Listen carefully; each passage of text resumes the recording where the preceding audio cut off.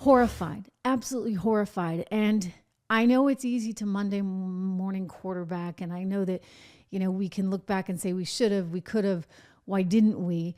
But when you realize how corrupt the whole DEI thing has been, and then you see stuff like I'm about to show you with the woman who's the police, the fire chief there in LA, you start to say, what the heck is going on?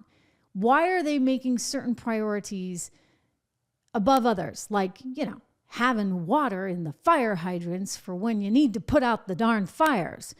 Here is the fire chief speaking with local news, talking about what really matters to her.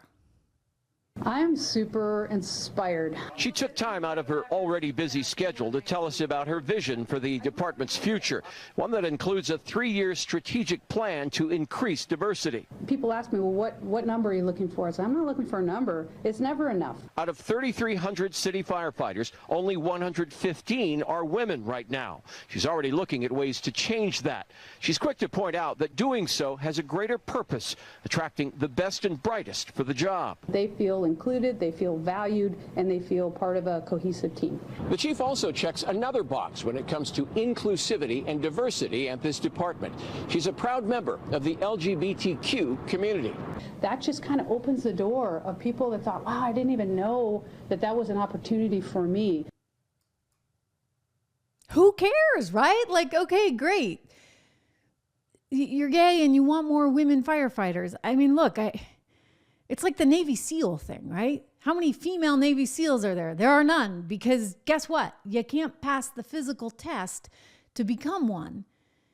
And so that's the challenge of many of the women that would like to be firefighters, okay? You have to be able to pass certain physical barriers, and at the risk of having to bore you with Biology 101, the reality is most women are just not going to be there, right? It's the same reason we talk about women's sports and the fact that you have so many people that were born as biological men now trying to come into women's sports, and then they're blowing the women out of the water. Okay, look, women, we can do a lot of things really well. And guess what? We can do one primary thing. Yeah, we still can.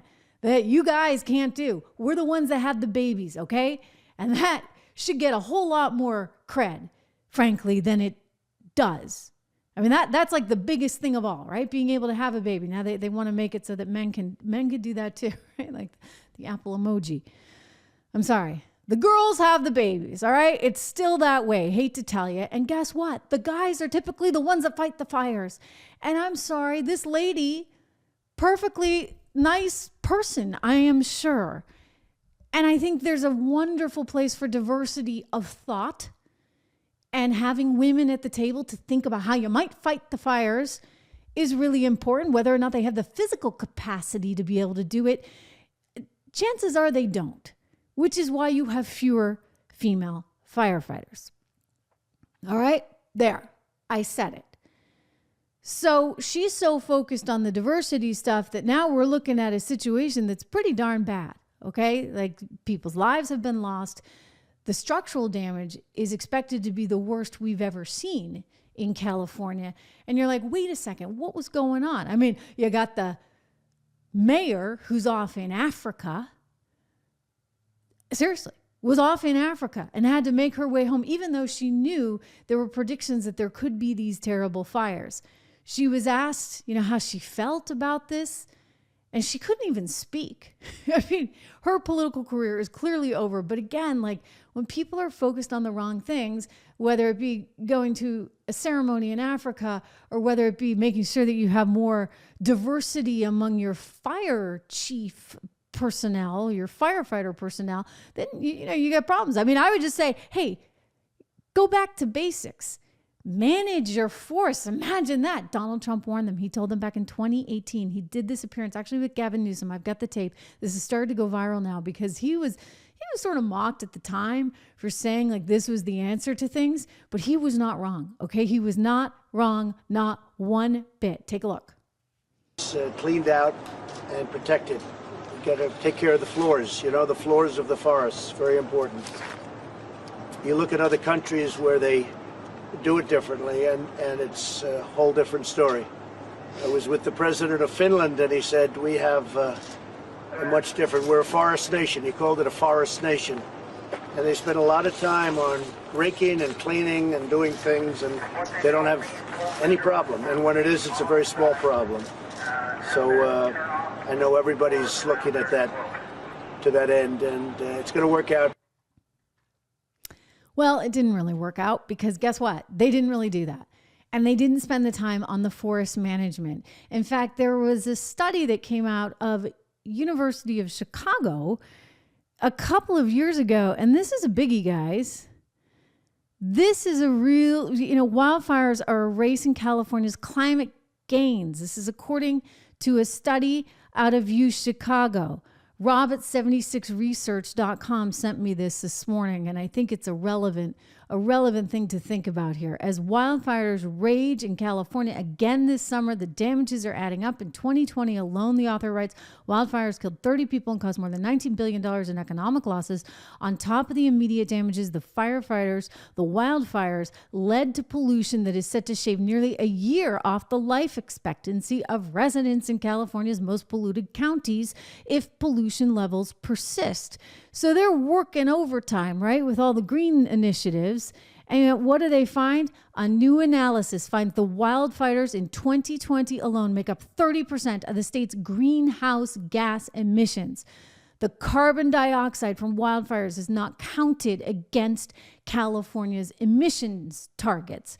So once again, we're dealing with a situation, ladies and gentlemen, of the DEI nonsense at work. They're so focused on DEI and green energy and this, that, and the other that they're not actually doing the stuff they need to do to manage their forests. And we're seeing the results of all that now in real time. But, go back to Joy Reid. Go back to the mainstream media talking about all this DEI stuff in such a nonsensical way. Proud, happy that everybody was going after Donald Trump. All these diversity initiatives were coming into fruition and they were going to take him down. You took him down, right? He didn't get another 4 years. And what happened? We got mass inflation, massive problem at the border, international chaos. It's like everything that could possibly go wrong actually went wrong. And Joy Reid wants to celebrate it and say it's a product of DEI. Rikers is not. And let me just bring Joy into that as well, because we've discussed this many times. A lot of the largest prison systems in America for incarceration are housing people who are awaiting trial, as Chris alluded to, Joy. Yeah, absolutely. And one of the things that Alvin Bragg has actually done that a lot of progressives have been happy about is a lot of those prisons are also housing. They're the new housing for the mentally ill, rather than actually dealing with issues of mental illness in our cities. We're using prison and jail for that. But to the point that you all were just making, one of my favorite facts about one of Donald Trump's lawyers, Susan Michelis, is that one of her former clients was the notorious New York mobster Benny Eggs. And I will just assume and presume that old Benny Eggs was not attacking the judge. So Donald Trump is at this point outdoing actual mobsters in his attacks on the judge's families, the daughter, and he's doing it to the point that Lawrence made. He knows he will never spend a day, a second, a moment in prison. But for me, there is something wonderfully poetic about the fact that despite the fact that even if convicted, he's not going to go to prison, the first person to actually criminally prosecute Donald Trump is a black Harvard grad, the very kind of person that his former staff, the people who worked for him, Stephen Miller, et cetera, want to never be at Harvard Law School. But he was. And he came out and graduated, and he's prosecuting you, Donald. And a black woman is doing that same exact thing in Georgia. And a black woman forced you to pay a $175 million fine that's out now also in question because the people who put it up, that might not be legit. Donald Trump is being held to account by the very multicultural, multiracial democracy that he's trying to dismantle. And for me, there's something poetic and actually wonderful about that. It says something good about our country that we're still capable of having that happen. Go DEI. Go DEI is how she ended that. I mean, as these wildfires rage, it's a different kind of really horrendous poetry when you think of that. In other words, DEI has failed America. The media has failed America. The politicians have failed America. And January 20th can't come soon enough, right?